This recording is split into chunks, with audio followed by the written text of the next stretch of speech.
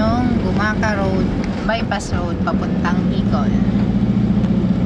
So, noong una, yung pitukang manok ng Atimunan. Ito naman guys, yung Bypass Road. Going to Bicol. Parang zigzag road din siya guys. As you can see, wala ditong masyadong nadaan sa ngayon. Pero may mga nakakaalam na ng shortcut na to. Ayan. Tapos makikita nyo, wala pa masyadong bahay. Before, last year, pag dumadaan kami dito, as in wala pang medyo ngayon dumami na yung mga hayop, aso, pusa. So meaning may mga tao na, may mga nakabili na ng lupa, ng mga ano dito. Diba makita nyo guys, oh.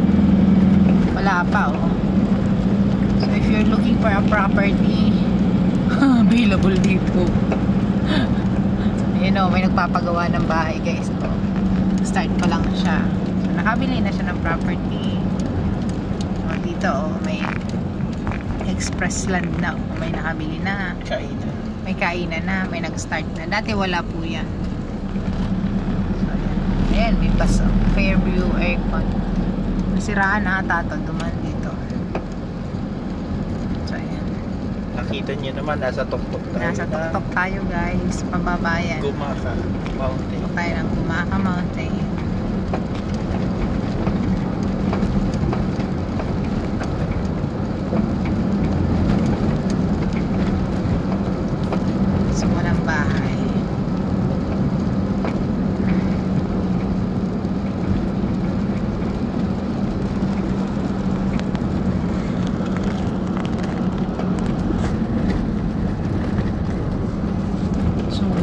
It's really wow, amazing view guys.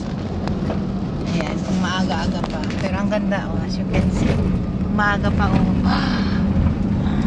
Ayan, may nasiraan, may dumaan na bus. Ilabit, siraan guys, kawawa naman. Pero for sure yung mga pasahero nun lumipat na,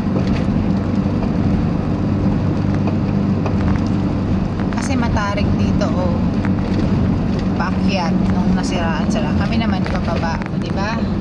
As you can see, bibihira pa yung bahay, oh. Ayan, oh, bakit pa? Wala pa tao, guys. Medyo padilim na. So we have to be very careful. Ayan. Kita nyo yung daan. Wow. Ayan na. Ayan na. Nakakatakot lang dito, pero thank God kasi wala naman, okay naman yung daanan. Parang katulad lang dun guys sa dinadaanan natin papuntang Albay, yung shortcut naman ng San Fernando to Albay. Pero mas dito, mas maganda yung daan, walang mga sira-sirang kalsada, straight. Ayun pa dun tayo. Ayan, ayun katarik. Hindi na makita sa camera. So, pataas to guys. Pataas pa. Ganito rin, iba lang yung style sa sa Tagaytay. Oh, di ba guys? As you can see. Iba lang yung style sa Tagaytay, pero ganito rin. Ayan, may paparating.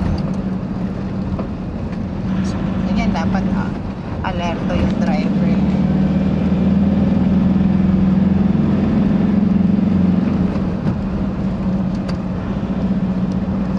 Thank goodness. Ayan, maraming aso guys. Beep beep beep, huwag mong patayin. Beep beep mo sana. Wawa. So ayan na. Tapos pataas ulit. Liwanag pa, may liwanag pa guys. Yeah. You see? I'm there yet. Wow. Thea? Thea, look, oh, look. Look at this place, Thea. Come on. Here with Papa, oh. Thea, oh. Wow. It's going up, Thea. Yan, may nakailaw lang. Daan-daan lang yun. Excavator. Yeah, very good. You check that? There's more. Ayan na guys. Oops, may truck. Kailangan ingat lagi kasi marami na din na aksidente dito guys. Oh, slow down sabi dyan. Pababa. Ayan, pababa. So, and then zigzag again. Yan, may nakatigil. I think they're having pictures. Nagpipicture sila. Dilim naman na. Ayan, meron rin ditong tindahan guys. May bahay na. Dumami na. Dumami na guys.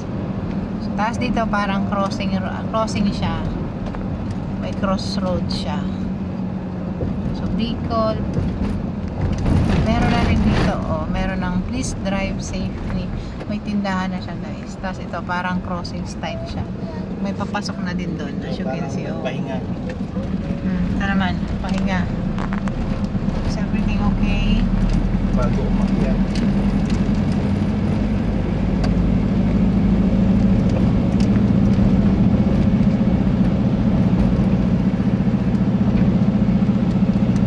Pag automatic kasi, yung sasakyan, hirap dito.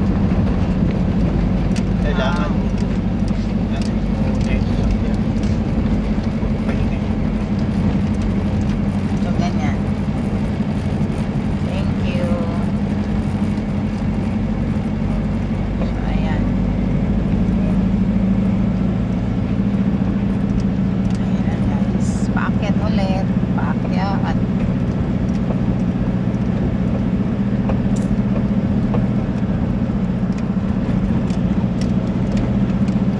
Habang akyatan naman kasi kaya na.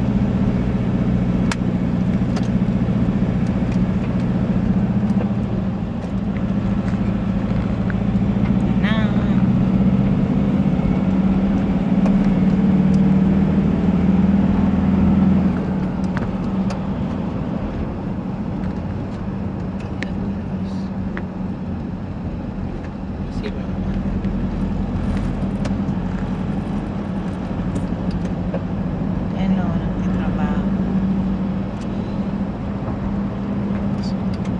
As you can see, halos wala pa talagang bahay guys. Mag-ano pa yung daanan. Not yet. Not yet. Are we there yet? Not yet. Are we there yet? Not yet. Ayan, medyo dahan-dahan lang yung patakbo ng truck. So, mag-overtake na tayo. Kasi, kita nyo naman wala namang kasalubong. Pero white lane. Pero, white lane daw. Bawal guys. Kasi walang manguhuli pa dito. Ala, lagot. Tsaka wala naman kasalubong. Pag white lane naman na mali pa rin yun. pwede. Ang sabi. So, see guys, oh, ang ganda ng view. Defensive, wala naman. Sana nga hindi to maano pa, hindi pa siya maging polluted guys. Kasi marami pang kahoy dito. Pag nagkaroon na ng mga bahay dito, wala na naman. Ayan o, pauwi pa lang na estudyante. Dito ay paunti-unti na may bahay na sa unahan. Siguro yung mga guys, yung mga walang bahay dyan, yung mga napapalayas dyan na katulad nung napanood ko sa Maynila, walang pinaalis kasi hindi nila dito, available dito, wala pa sa inyo magpapalayas dito. Ito lang to sa guys sa bypass road Gumaka. Binibigyan ko ng idea. Pero oo, kasi di ba nung panahon tuturo mo lang ganito ganyan sa kanila na. So dito siguro na, alam mo na yung government. May nagmamay-ari na ng mga lupa. Ito katulad nito, kinuha na, laki-laki. Yan, mga delikado yung mga bodega kaagad. lock na yan kasi kadalasan pinagbabawal pa yung oh yes, yung mga truck kasi dito dapat hindi pa nadaan. Kasi maraming nadidisgrasya yung paakyat pababa. Mas lalo na pag maulan guys, huwag kayong dadaan dito. Madulas. Depende sa pagdadrive. Depende sa skills ng driver.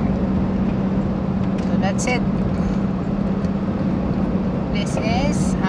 bypass road from Manila to Bicol. Gumaca. If you like our videos, please like and subscribe to my channel. And don't forget po to share and comment down below. God bless. Bye-bye.